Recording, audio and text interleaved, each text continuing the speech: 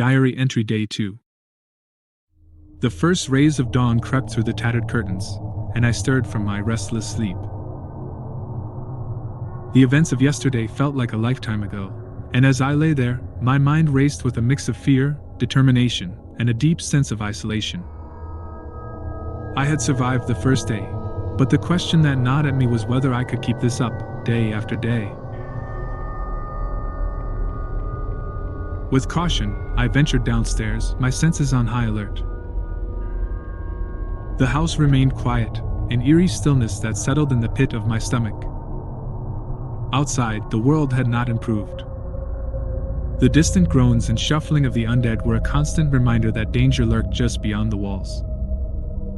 I knew I couldn't stay in this house forever.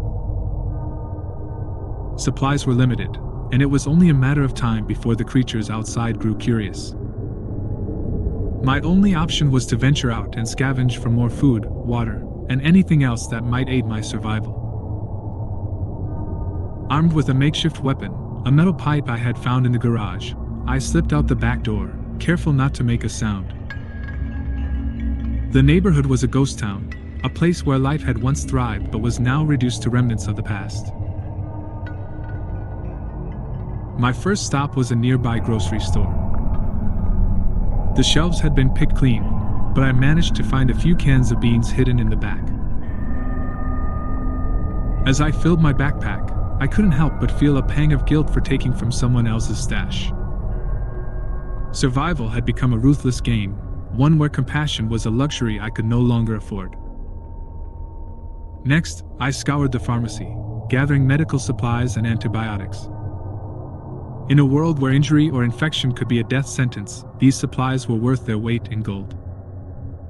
As I made my way back to the house, I caught a glimpse of movement in the distance. My heart raced as I crouched behind a car, peering through the window. A group of survivors was moving cautiously down the street, armed and on high alert.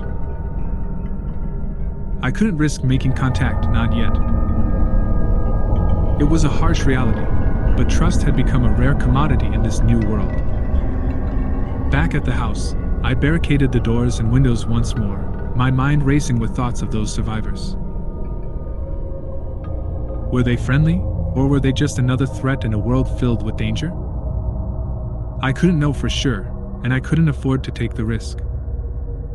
With a can of cold beans as my meal, I settled into a routine of cautious vigilance.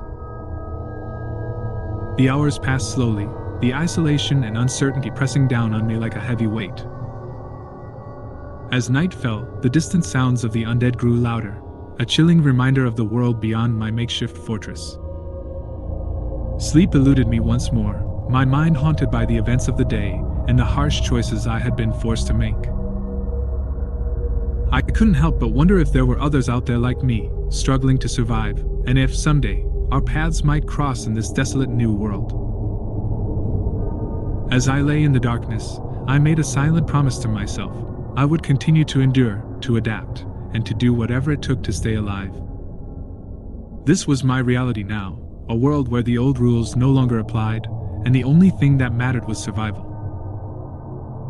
And so, I closed my eyes, preparing for another restless night, knowing that tomorrow would bring a new set of challenges, dangers, and just maybe a glimmer of hope in this world turned upside down.